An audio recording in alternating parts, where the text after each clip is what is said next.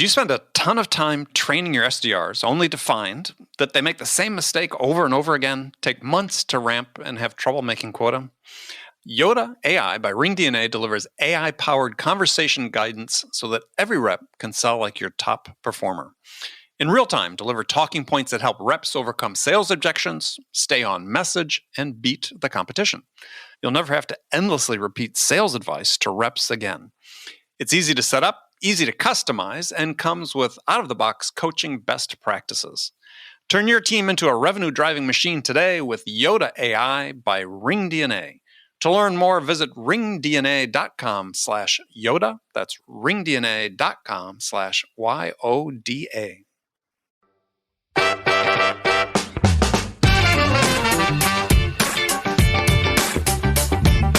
There is this thing that we do in sales where we think about how this new movement, this new trend in the world impacts us as sellers. And we don't think about how it impacts the buyer, okay? Sure, salespeople are selfish, go figure, right? But what's happened in the last year is like a very legitimate change in the way humans live and conduct business. The way they operate is different. We're remote, we're asynchronous, we're private, we're at home, we're not in a group setting anymore. And what's happening is B2C technology is driving trends in B2B technology. And I'm literally just talking about an iPhone. My mom in her 70s installed Uber on her iPhone, saw the cars and said, oh, there are cars nearby and I don't have to call a cab. I will now use Uber. Hi, friends. Welcome to the Sales Enablement Podcast. I'm your host, Andy Paul. That was Joe Caprio. Joe's the co-founder of Reprise, a no-code platform for product demo creation. And today, Joe and I have a wide-ranging discussion. First of all, he fills us in on Reprise or Reprise, depending on how you pronounce it. The problem, and we talk about the problem they're solving for SaaS companies by making it easier for buyers to actually experience your product. Now, Joe and I always have a lot of fun talking about sales in general, and this conversation is no exception. We get into the whole topic of how to give sellers more autonomy and freedom in developing their own personal effective sales styles. We dive into personal values. I mean, what are the personal values that the average sellers hold? What are the negative values that hold sellers back? And most importantly, how do you interview for values with new candidates? And Joe and I also trade some thoughts about the post-pandemic future of sales and what that's going to look like. So all this and much, much more. But before we get to Joe, I just want to remind you to subscribe to this podcast wherever you listen to it. And if you subscribe, we always appreciate it if you could give us your feedback about how we're doing in the form of a review. So thank you. All right, let's jump into it. Joe, welcome back to the show. Thank you, Andy. It's a pleasure to be here. I'm really excited. It's always fun to chat. We should have recorded our last chat, which was a month or so ago. I was like, it would have been a great episode. I was trying to recall what we had talked about so I could sort of think, well, we should go back into those topics here today. So you have a new gig since the last time we talked. Tell us a little bit about Reprise or Reprise. How do you pronounce it? Reprise. Reprise, okay. Thank you. I get that a lot, actually. But it's like a rose by any other name. You know, I'm not that passionate about what you call us. More passionate about what you use us for. It's been a fun year for me. I left Chorus at the end of Q1 last year and came and started this business Reprise with three of my good friends that I had worked with at Insight Squared. And so all four co-founders that had overlapped at Insight Squared. And it's a classic problem. We had this problem, and the idea for Reprise was born in that shared experience. So we incorporate. What was that? Please. What was that? So I, as a sales leader, I have a challenge with my demo environment. I'm demoing live on Zoom and I'm demoing a production environment. And so when the product goes down, my demo goes down with it. And because it's a production environment, I'm spending crazy amounts of energy, like building custom data sets to feed through the product, to resonate with different verticals. And when new features come out, it's like pulling teeth, getting demo environments from product and engineering. And so I, as a sales leader, I, as a marketing leader, I have no control over my demo environment. I'm entirely dependent on the engineering side of the house. Right. Like, they don't write my blog. They don't post my, they don't host my webinar. So why are they creating sales and marketing demos? And so we at Reprise have been hard at work for like 2 years now behind the scenes, building a platform that can clone a production environment and then give a sales and marketing leader the ability to just type in the data and the storyline that they want to create. And so we've built the first no-code demo creation platform for sales and marketing leaders. And we launched in May of last year. We raised a very modest seed round. We raised $3 million from Glasswing and Accomplice, a couple of firms we've worked with in the past. Right. And then 5 months later in December, Ajay from Bain came inbound and he preempted us. 5 months after our seed, he gave us a $17 million A. And so on Jan 1 of this year, my life went upside down. We went from thinking we'd have a 10-person company proving product market fit to we're 45 people right now, mid-March. We're going to be 100 by the half. We've got, a couple dozen customers. And it's just going crazy. Like we're flooded with inbound leads. And hey, it turns out that every SaaS company is unhappy with their demo. Who knew? But there are other demo automation companies out there. So Sure. What are you doing different? Oh, yeah. We have yet to find a pure competitor. You're totally right. I think that a lot of companies are either like the current state of demos. Most SaaS companies are just demoing their production environment. They don't have a demo machine. They're just using their product and they log into a production environment and they're like, this is how it works. Right. And that's the demo. Some companies have moved to a mock-up or a wireframe approach like InVision, Figma, Marvel, and the same stuff that your product leader uses to kind of design the new features, they're actually demoing mock-ups live on calls, which is crazy. But it's a nice Band-Aid if you don't have the feature set that you want in your demo. Right. Other companies are using video-based software, like Consensus, Loom, Vidyard, and what they're doing is it's not actually building a demo environment. It's demoing their production environment, but recording themselves demoing it, and then emailing that video recording out, more like in lieu of a demo. Right. There are no demo creation platforms that are doing what we do. And so we are very basically a Chrome extension that you add into your browser experience and you use your product like you normally would. And Reprise makes a copy of the front end only. We sever it from the database. We sever it from anything that's being processed. And we essentially just give you the UX. So what does your product look like? What are the hover states? What are the clicks? What does the mouse overs look like? And then we scrape that UX and allow you to do demos, but only 1 inch deep, which is all your customer cares about. They just want to see how your product works. Sure. They don't actually care about the ones and zeros. So we've invented a no-code demo creation platform that nobody else has done yet. Interesting. So if the customer wants to go deeper than proof of concept or whatever. Well, that's kind of the point, right? Is you think about in my experience, right? So I spent 7 years at Insight Squared, and then I spent 3 years at Chorus. And so for the last decade, I've been selling B2B revenue SaaS. Right. Well, I was just going to give you a hard time about Chorus. Well, so the company that shall not be mentioned here on a Ring DNA podcast, but go ahead. Well, I spent 2 years there as the head of sales. I'm not there anymore, but I can't change my past. That's where I was. And so, we'll just edit that out. Joe, you were where for a couple of years? Yeah, go ahead. Yeah. But the point is, like, I've sold B2B revenue SaaS for 10 years. I sell to the CRO, sales enablement, sales operations, as head of marketing. I sell into the revenue organization. And, my buyer consistently asks for a trial. And what I've realized is that, 75% of the time somebody wants a trial, what they really want is they want the ability to take my product home and play with it and show their team without me there. Right. And so they're not actually testing if my product can consume your data and translate it. And they're not actually testing my product. They're testing my UX. And so what my customers are starting to do is like either right on the website, like before you even talk to sales, they're letting their prospects demo themselves with these clickable sandboxes we create. Right. Or right after a first call, where normally it's like, thanks for the discovery meeting, next week is the demo, and 2 weeks after that is the trial. Instead of delaying what the customer wants, which is a clickable prototype, my customers are emailing a sandbox that allows their prospects to click through and demo themselves right after a discovery call. And the way that we're doing that is not by creating a real trial, which requires uploading of your personal information, uploading of your company data, multiple config calls, right? Support resources. And then the worst part is most SaaS products, there's a time to value, which is weeks, if not months. You have to use the product for an extended amount of time before there's any aha.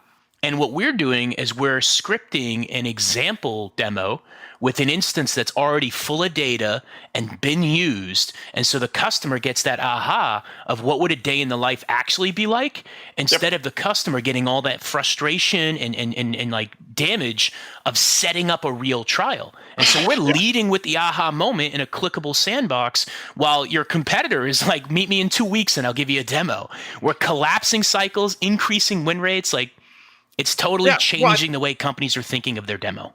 Yeah, I think one of the things that's really cool about it is, because I was going through your site, I'm a huge believer in this idea that, and this has been borne out by research, is that when people go through a process of making a decision to change, which is what buying is, right, is that one step that buyers always go through is this idea of a mental test drive, right?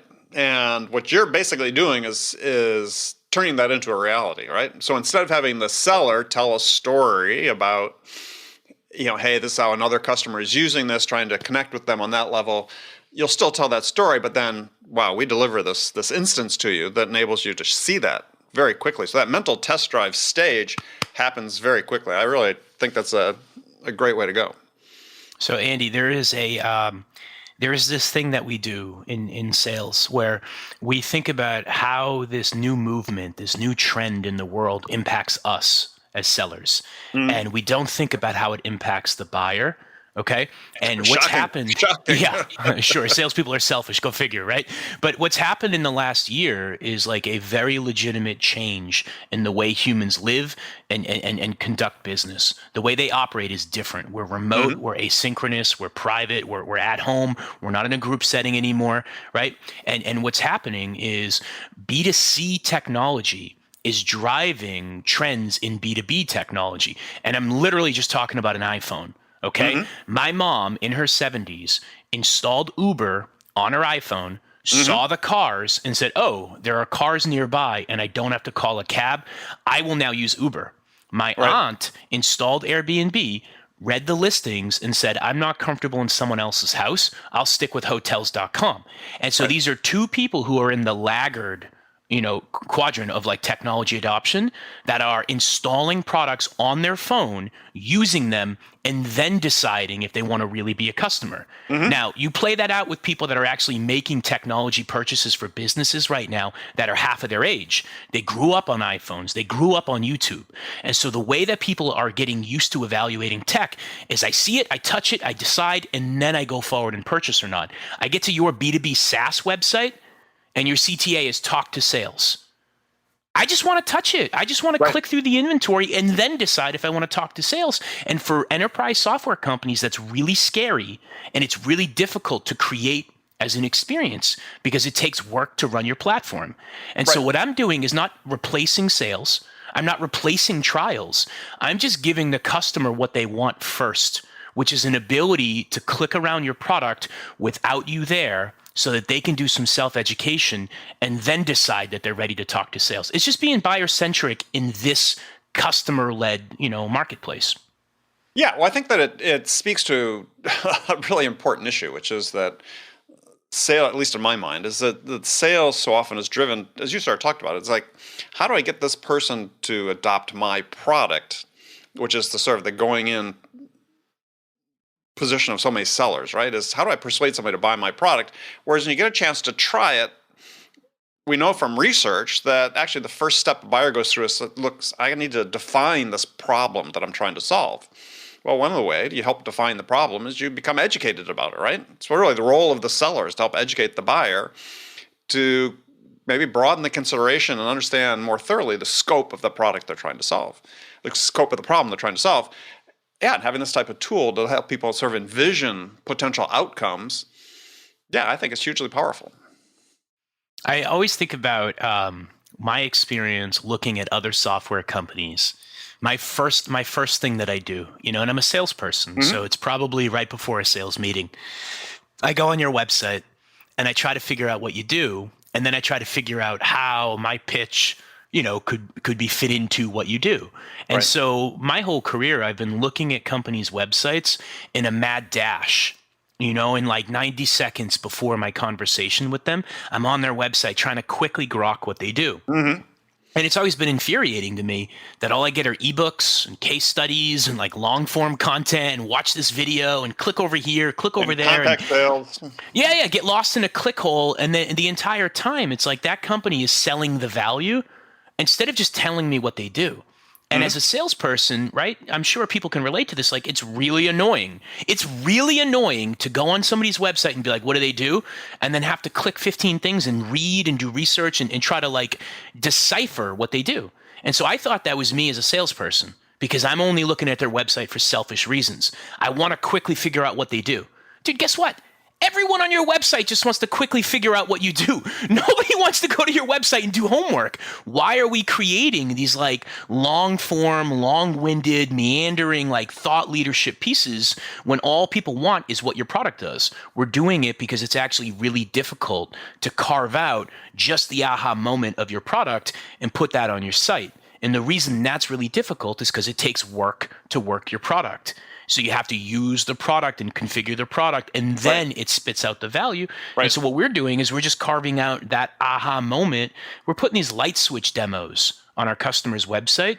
So Yeah, I like their prospect. I Right. like the terminology you use on that. I mean, it's sort of the aha moment, right? How do we get somebody to an aha moment to understand what we do? Right. Well, I can't remember if it was David Skock or Jason Lemkin who wrote a blog called Time to Wow. And the idea was like, if I'm on a company's website, or if I'm on a call with a salesperson, or if I turn on the free trial, the question is how long, right? How many clicks, how many minutes, like how many motions, how many meetings, how long until I go, oh, wow, that's what they do. Mm-hmm. I get it now, right? And so the idea is how do you collapse the time to wow is you lead with the aha moment up front. But you can't do that if it takes weeks and weeks to deliver. So we're carving out the aha moment. We're putting it up front on a website. We're enabling AEs. This is my favorite part. AEs get on the first meeting, right? Normally, their prospects like, give me the demo. Right. I went on your website. You had a free demo button. I clicked it. I filled in the form. I waited 3 business days. Give me that demo. And the poor AE is sitting there like, no, actually, our first call's for discovery. Next week is the demo, right? And the prospect's like, what are you talking about? I didn't click get discovery. Yeah, exactly, right? And so the challenge, though, is the product's too complicated. There are too many directions you could go. The product takes forever to set up. It's very technical. You wouldn't understand my demo until you give me discovery. And your prospect is like, that's actually super offensive. I wouldn't understand your demo if I don't give you discovery. You mean your win rate will go down if you don't get discovery. This isn't buyer centricity. This isn't for me. This is for you, the seller. And it's the opposite of how we always talk to sellers. Be buyer centric, be customer first, like use the buyer's process. Somehow the buyer's process has turned into... Sellers don't understand the buyer's process. Right. Somehow the buyer's process is this. You wait 3 business days after being on my website. And then you get a call with me. You give me a 60-minute interrogation, which I call discovery. And then if I agree that you're qualified, you get a demo. You bring your boss, and I'll give you the demo. And then you tell me how you buy software, and then I'll tell you what it costs. You tell me what success metrics are, and then I'll let you try it. And what the buyer actually wants is to click into your product on day 1 or show up to a call with sales and have them give the overview, the 5-minute evangelical pitch. That's what the buyer wants, yet what the seller is delivering is 3 meetings over the course of a month. This is not buyer-centric selling. This is not the buyer's process. Right. So, I refer back to this oftentimes on the show, is that Gartner's research a couple of years ago, buyer enablement, they had their famous flow chart, very complex flow chart. What buyers trying to do, at the heart though, 4 jobs buyers trying to accomplish. Identify the problem, evaluate alternatives, finalize their requirements, select a vendor. So if you really divide that up, those first 3 steps are all about how do I solve my problem, right? The first one is what is the problem? Let's define what the scope of the problem is. The second one is, what are the alternatives to solve it? Third one is finalize the requirements. Is really saying, look, I'm making a choice about how I'm going to solve this. Now I'm going to go choose who I'm going to solve it with. But we train our sellers, and our process is all geared to that 4th one, select the vendor. And we sort of bypass those first 3 steps. I could not agree more. I could not agree more. I think there's this interesting tension right now between there's a product-led camp in software. There are a lot of VCs that are advocating for this, especially after COVID. But even before COVID, you have Slack and Snowflake, and a lot of the big, huge, growth stories are product-led. And it's like remove the friction of a salesperson, be really specific with what your product does, enable people to experience it before you try to monetize, right? And that's the product-led camp. And then you have this sales-led camp, which is really interesting to me. And it's like no demo before discovery. I need to be in control of the sale. And you know what I mean? And product-led wouldn't work for us. Our product's too technical. Our product's too complicated. Like, you need me. You need me. And there's this weird push-pull. And I'm over here somewhere in the middle where I am a sales-led organization. I don't have a freemium, option on my website. I'm sales-led, but I am behaving product-led. Every freaking chance I get. I demo on the first meeting. I send collateral that includes clickable product experiences in my follow-up call. I invite people into trials. I let them have access to my sandbox. I do favorable year one contracts so they can grow into it. All of my new features are available to customers, not for paid, but to just use for free in the beginning. And I am a sales-led organization that is behaving product-led every chance I get.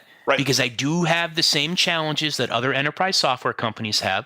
It's not super easy to just turn my thing on. So I can't go full freemium, but I'm not going to, dig my heels in and resist the way buyers want to buy. Well, yeah. So I think one way is to look at what you're doing, and sort of, at least the perspective I'm looking at is that, why do buyers choose to talk to a seller? Choose is a really interesting word, Andy. Choose. And so, it's the only one doorbell on the outside of your building. Well, it's the only button on your website.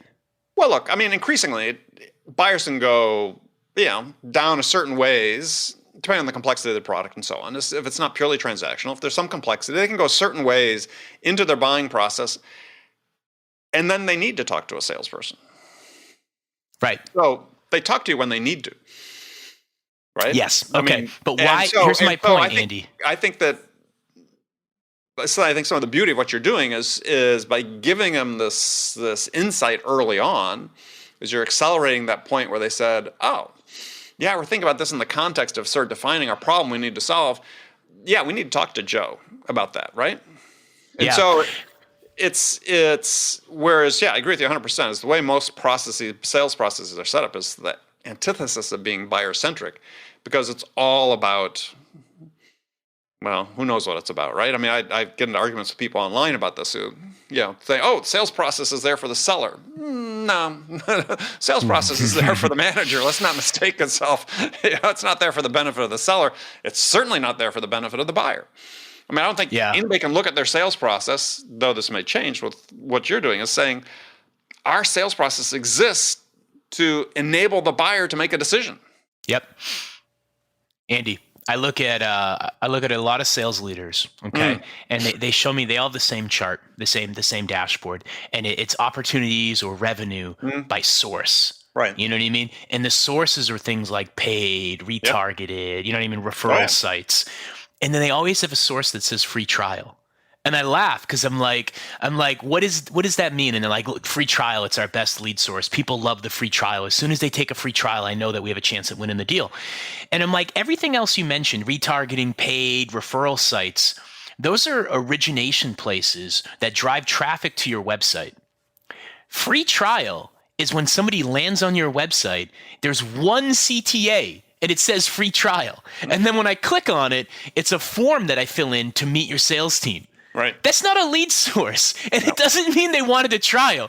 It means you funneled them to your website, and then the only doorbell on the outside of your building is the free trial button, and you're labeling it a lead source. Yep. The reality is, like, people want to talk to sales. People don't want to talk to sales. They talk to sales when they have to. Yeah. And they either have to because they've run out of education assets that they can do without sales. My point exactly. Right. And that just means that the vendor, your marketing team, right? The vendor is not giving them what they actually want, and they're defaulting, okay, fine, I'll talk to sales. Why not give them a little more upfront, a little bit of product on the website, a little bit of the experience on the website, and see just how far into your sales motion they'll get without you? And then take a second and ask yourself if you're against product-led. Like, you might be against freemium, you might be against, totally replacing your sales team with robots, and that's fine, so am I. But your buyer is willing to do more research and more self-education than you think they are, and you are stopping them from doing that research and inserting a talk to us button. And I don't know why. Yeah, we could spend hours on that one. I mean, yeah. Gosh, let's not open that Pandora's box, because it's I get on my soapbox about I read all the stuff about modern selling, right? Mm-hmm. and you look at sales stages of companies that profess to do modern selling, and I go, oh, I started sales 40 years ago. I use those exact same stages. So what's new? Right? If I automated top of funnel activity and so on, that's great. But that's not selling, right? That's really lead gen. Mm-hmm. So when I get to the actual selling part, what's modern about it? Yeah. And so I think things like what you're talking about, though, with Reprise is that starts becoming modern. We're using technology in a way to help the buyer accelerate their decision-making process. That's what we should be using the technology for, not to benefit our process, but to help the buyer. And I think this is a huge chasm that still exists, right, that we haven't crossed. So, yeah, very interesting. Andy, you mentioned, the sales gating, right, is really the topic. Sales gating, is it the buyer's process? Is it the sales process? Is it the sales manager's process? Like, who wants this process? Let's think about it. The process is gating, it's give to get, right? And so we all folded a piece of paper in half and we wrote the buyer wants, the seller needs, and we kind of lined up stage-based exit criteria. Oh, they ask for the quote, ask for access to purchasing power. Oh, they asked for a trial, ask for, success criteria. Right. Like, they asked for a discount, ask for access to finance, right? Like, They want this, you give that. They want this, they give that. They want the demo, get discovery first. And the way it actually plays out is before the buyer gets what they want, the seller gets what they need. It's not give to get, right? Mm-hmm. It's get and then give. Right. And that's the way we've architected our entire motion, is find out what they want and then hold it hostage until you get what you need, right? And that's how we've designed our sales motion. And you got to ask why. Why, if my win rate is 75% from trial, and that's typical in SaaS. Oh, our win rate from trial is 75%. If I could get them into a trial, they buy. Well, then why the hell would you gate it? Why would you not just let everyone into the trial? The reality versus what we say. What we say is the product's complicated, you wouldn't understand it, you're not there yet, you're not qualified, we have to, you know what I mean? It's all selfish, like optimizable win rate stuff. The reality of why we're not letting people race into our product is it's hard to set up. It's complicated, it's expensive, it requires a sales engineer, it requires processing data, like there's an internal cost to doing a trial, right? And so we've stopped people from experiencing the power of our software. We stop people from being self-led because we don't want to incur the cost or the risk without making sure they're going to buy first. It's terrible. It's like asking somebody if they're going to marry you before you go on your first date. Well, right. You're assuming you know what the problem is before you find out what it is. And that's right. That to me that's the core of it, right? This is the basis of a lot of the B2B selling that goes on today is, we've got a solution. You clearly have a problem that fits it. And instead of saying, look, what is the problem? Because that's really where we start adding value to the buyer, is you help them define the problem they're trying to solve and the outcomes they potentially can achieve. I have this funny theory on that, Andy. Yeah. I think you're right. I think you're right. And I think that that actually belongs, though, in stage 2 of your process, where stage 1 is evangelism. Stage 1 is just kind of, right? It's spreading awareness of what you do. And I think the problem is, because the only CTA on the website is talk to sales, get a demo, get a trial, it all leads to talk to sales, right? We're trying to get you into a sales meeting maybe before we should. And then we're running a sales process as if you had already been evangelized. Mm-hmm. And so you look at what's going on a website. I go to any company's website and there's a drop down. Vertical, persona, use case, whatever. And within one click, I'm into for this role in this segment, this is how you would use my product.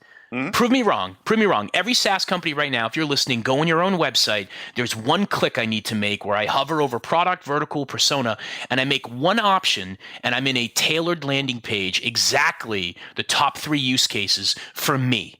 Right? And that's a machine does that. One click on your website, right. I'm in my persona, my segment, and this is what your product does for me, with videos, with GIFs, with case studies, all meant to resonate just with me. Okay, and you could do that on your website. I get on the phone with a human being, and they're like, you wouldn't understand my demo until you give me discovery. And I'm like, how about one question? Because that's all your website needs. And then your website can give me, like, these are the top 3 things you might care about. Okay? Why are we not behaving that way on a first call?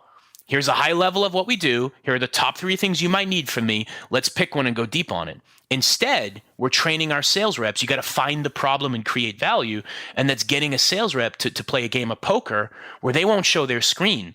They won't show their product. They won't make an educated guess on what the prospect needs for fear of getting it wrong and hurting their win rate. And so it turns into this awkward, herky-jerky argument. Give me the demo. No, give me discovery. I don't want to give discovery. I want a demo. I'm trained not to do a demo. And it's like an argument on the first call when your buyer just wants to know what you do. Sure. Why is that so hard? So I think a frame of mind that sellers need to be trained in is, again, going back to this Gartner model, and just say these first 3 jobs the buyer's trying to accomplish. It's not about product at all. It's really about ideas, right? How am I going to solve my problem? What is the problem? What are the alternatives for solving it? And I think sellers need to take this attitude that what they're trying to do is that really it's like a design-in, right? It's almost like you're selling an integrated circuit to a larger solution. This is what you're trying to, that's how you're trying to sell your solution, right? I'm trying to influence the buyer to say, yeah, this is how we want to solve this problem. And it's around the solution, not the specific problem. And so I think that what happens, in my belief, is that, we train sellers, and it's integrated into the process. The assumption is we're trying to persuade you to buy our product. Instead of we're trying to influence your perception of what your problem is so that the solution logically turns out to be us. And it's fundamentally different motions. And part of the problem we have, it doesn't mean that we don't sell in spite of it. In fact, I make the statement that, if you're a self-honest and a reflective salesperson, you understand that your buyer's making the decision to buy from you in spite of you, not because of you.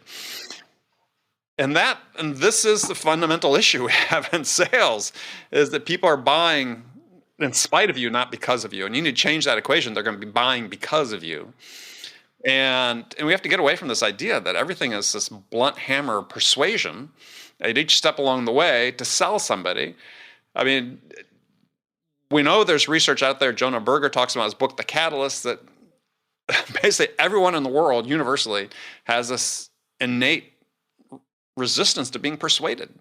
Yes. So it just makes sense then that we would train our salespeople universally to exhibit the one behavior that everyone in the world hates. Yep. And we wonder why we have problems. Yep. Exactly. So you want to evangelize. You want to find the problem. You want to talk about the outcome, the business case. You don't want to talk about the software. You don't want to feature sell because you're less likely to win a deal if you're just focused on point solutions, and you're more likely to win a deal at a good price point if you could talk to business challenges. So you get on a meeting with a customer.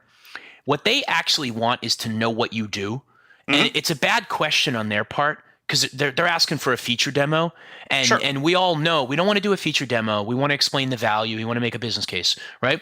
But the customer is literally saying, show me how it works. Show me what it does to get that business value, right?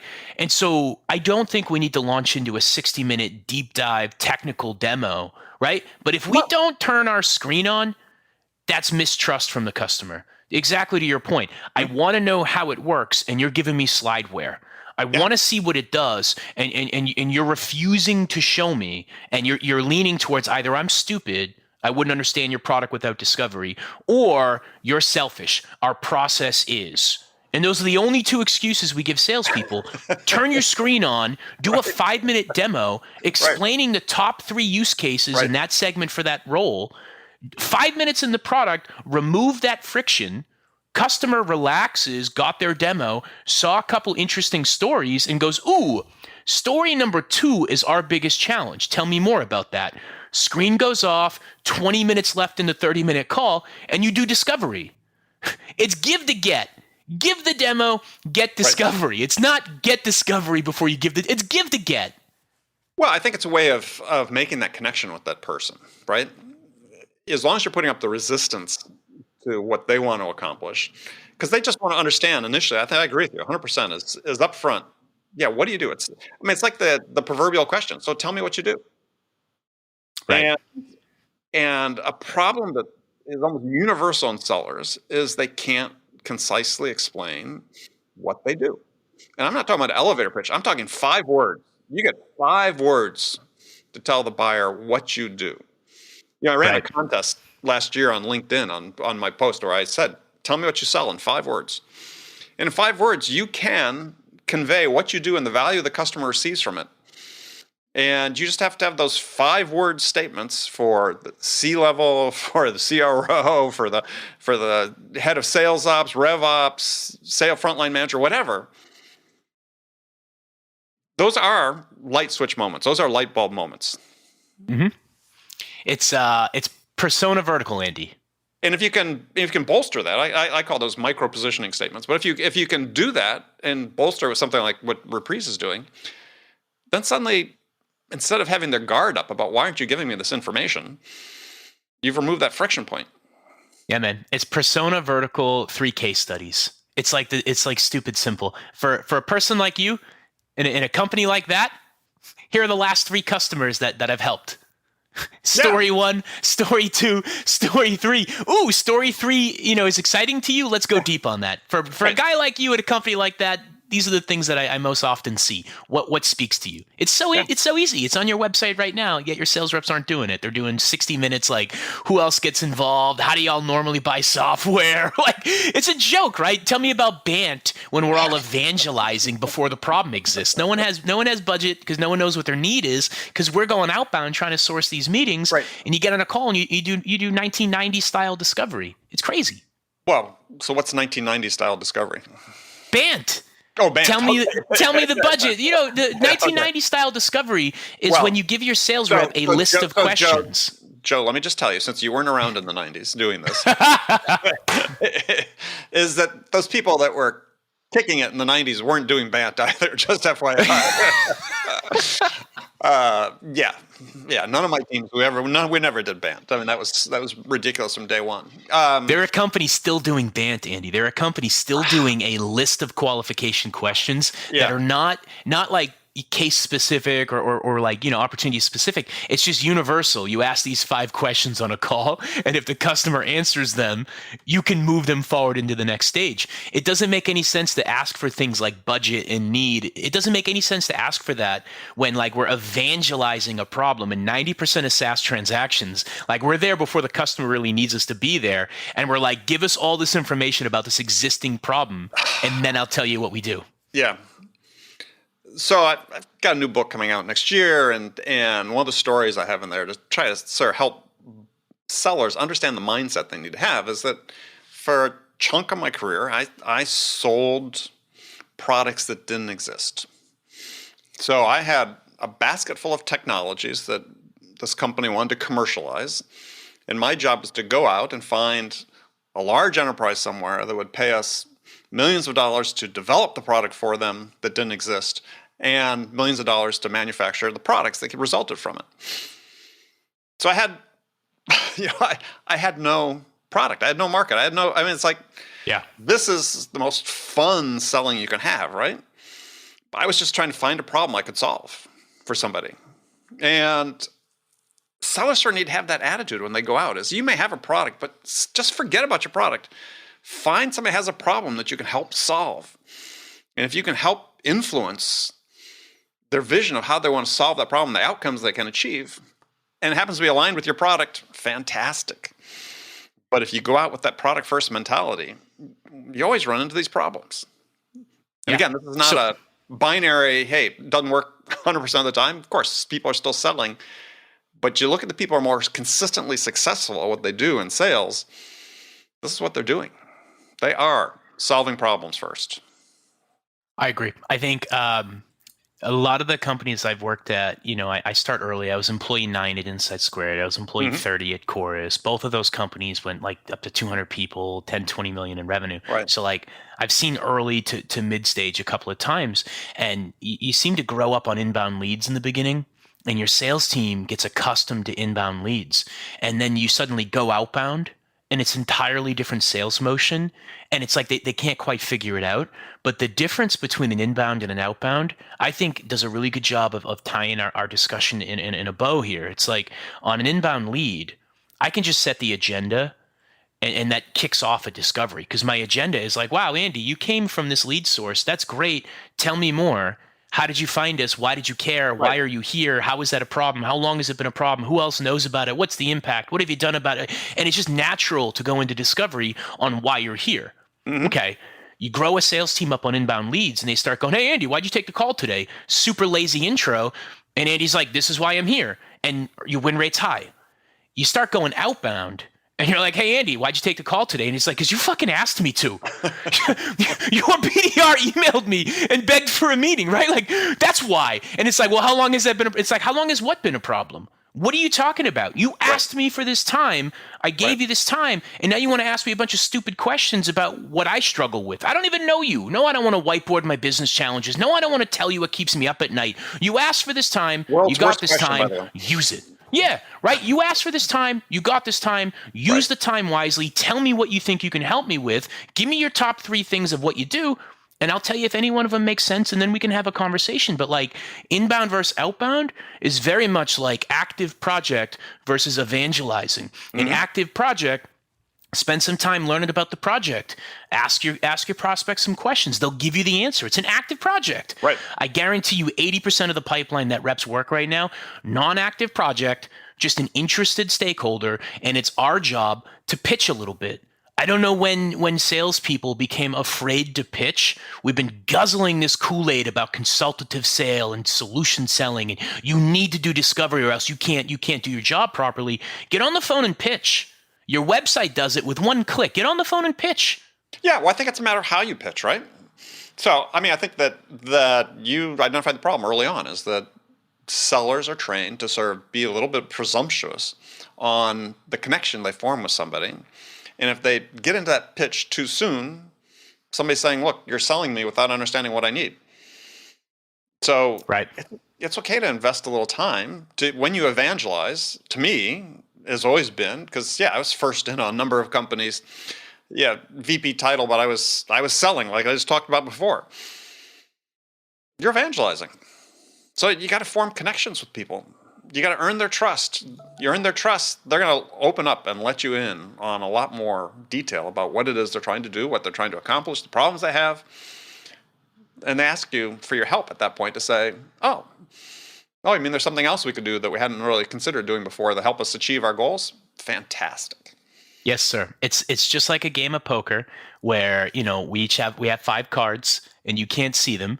And one round at a time, I'm going to reveal a card and so are you. And then I'm going to reveal another card and so are you. And we're just going to go around taking turns revealing cards until we're showing each other what we have. And then the hand is over. On a normal sales call, it seems like the sales rep is like, all right, give me one more. Okay, give me a game of Go Fish. Do you have any 7s? Well, do you have any 8s? Well, do you have any 9s? Right. Well, how about 10s? And it's like, just show your cards a little bit. Just show a couple cards. Here's an example of this customer. Here's an example of that customer. Like, just give and take a little bit throughout the call. I think every interaction now is a little bit of discovery and a little bit of demo kind of blurred together versus having these like siloed, first we do disco, then every call is a little back and forth. And this is, yes. Yeah. How much time do we have left? Yeah. No, this is, get me going. It's here on this is, every call, you deepen your connection, you deepen your discovery, you deepen your understanding what the buyer is trying to achieve, and you give something of value that takes you to the next stage. That's it. I mean, people think discovery, this is one thing that just drives me nuts, is people think discovery is a one and done thing.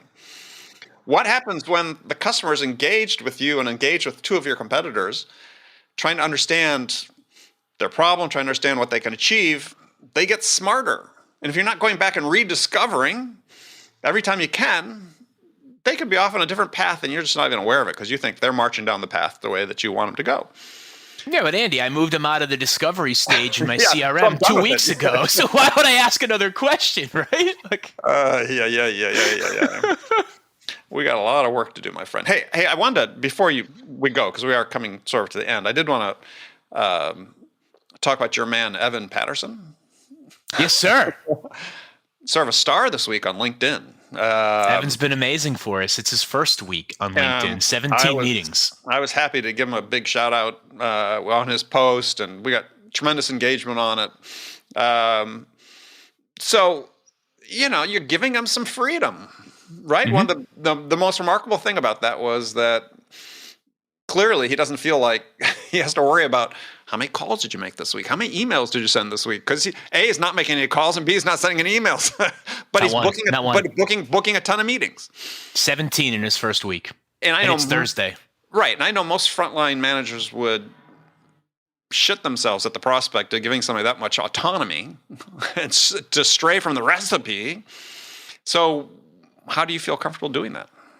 Well, somebody asked me in the post, right? You and Evan were engaging on LinkedIn, and somebody asked in a comment like, "Look, I'd love to know how Joe does this." Right? Yeah, well, I was going to ask you that real quickly. Well, I laughed because I'm like, I don't know how to do it. Evan knows how to do it. I hired somebody who's really good at it and really smart, and so why would I over control what he does? I haven't done real BDR like demand gen in 15, 20 years, right?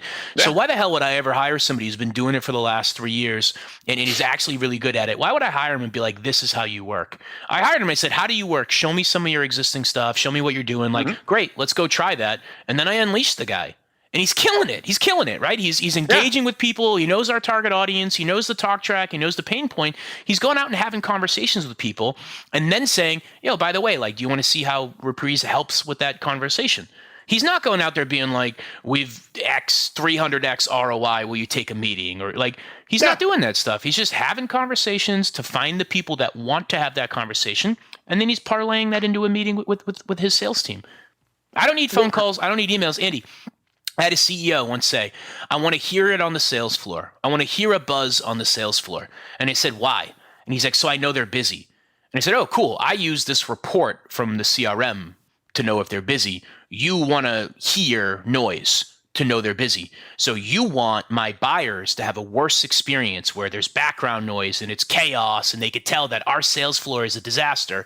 You want that so you have this comfort that sales is working. As if you withholding half of our OTE until we hit our number is not enough comfort that sales is working. You also want to make us work in a pit where everyone's screaming over each other and it sucks for the buyer to try and listen to us. I want my sales reps to do their work electronically where there's a higher reply rate. I want my sales reps to take their Zoom calls in phone booths or from home where they can deliver a better customer experience. I want that. I don't want noise so I know they're busy. And I think we have the same thing now with BDRs and BDR leaders or legacy sales leaders that are like calls and emails because that's how I did it. Nobody gives a shit how you did it 20 years ago. The world has changed. 20 years ago. Let these kids go do their job. 2 years ago. For real, right? For real. No, but I mean like legacy enterprise sales leaders, like the CRO type yelling at the BDRs, get on the phone, send more emails. It's like, that's how it worked 20 years ago. It's not how it works right now. Well, but it's the way it's working now. That's the point. Is for most companies in the SaaS space, they're doing this is the way they're doing it. What, calling me on my cell phone during a pandemic? That's what we're telling our BDRs. You know, I scream at people when they call me on my cell phone. I don't give my cell phone out. When I register for an event, I intentionally type my cell phone in wrong because I don't want it out there. And so when a BDR calls me on my cell phone and they give me that janky BDR pitch, every time I'm like, how'd you get my cell phone? This is my cell phone. And they're like, I didn't realize it was your cell phone. I'm like, it's a fucking pandemic. Of course it's my cell phone. I don't have a desk phone, right? This is like my dad when I was a kid screaming at telemarketers during dinner, right? That's what we're making our BDRs do, make cold calls. Yeah. It's COVID. There's no desk phone. You're calling someone on their cell phone. Knock it off. Well, for me, I think the important lesson, though, just in wrapping up, was that you're giving this person autonomy to be the best version of themselves, to experiment, to try different things. You know, we've reached this mindset in SaaS that and just not beyond SaaS, is in the specialized sales role that there's one recipe that we need to use. And it's just BS. There's not one recipe. Every person is individual. Evan's playing to his strengths. Maybe somebody else is really good on the phone. Let him be great on the phone. There's just not one thing. We need to unleash people, to let them become the best version of themselves. And it's so frustrating to see that that's not happening. We wonder why there's high churn levels in sales. We wonder there's high churn levels in management, because people are so wedded with these metrics instead of success. Anyway, Andy, I agree with you, man. We've had a phone BDR, an email BDR, a research BDR, a social BDR, right? Like we've had different BDRs do different things versus every BDR does this many calls, this many emails, this many LinkedIn connects. Like why try to train like an army of hybrid clones of each other? Why not hire social BDRs, LinkedIn BDR, Slack community? Like, why not let people get good at something and do what works for them? Absolutely. Evan's an amazing social BDR, He's good at it. He has integrity. He's genuine. He starts real conversations. He doesn't waste my seller's time. He doesn't waste his community's time. He's amazing at it for a reason. Why would I ever say you got to do it this way because that's how I did it? That's crazy. Because... and we can't start a whole nother conversation because I got to jump off, but because most sales managers operate from a position of fear. That's why.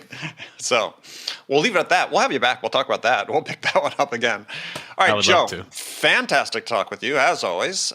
People want to learn more about Reprise or connect with you.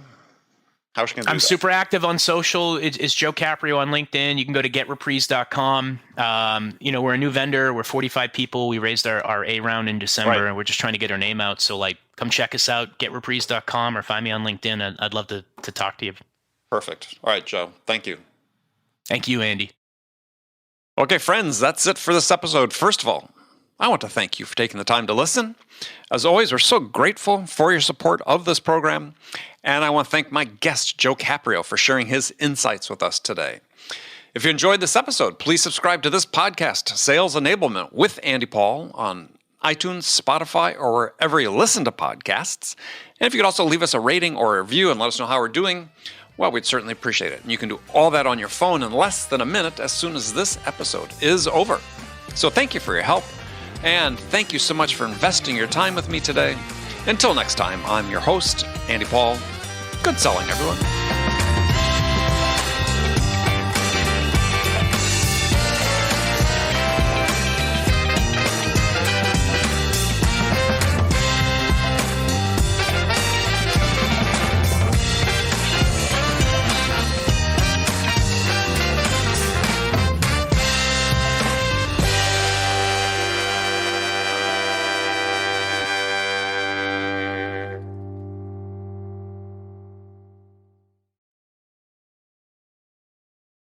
Ever wish you could coach like you've listened to every sales call without actually having to listen to every sales call? Conversation AI from RingDNA uses the power of artificial intelligence to help busy sales managers know exactly where to focus their coaching efforts. Learn which talking points are working and which are falling flat, ramp new reps faster, and help your entire team master the art of conversation. Unlock your team's full potential with the power of AI. Learn more at ringdna.com/CAI. That's ringdna.com/CAI.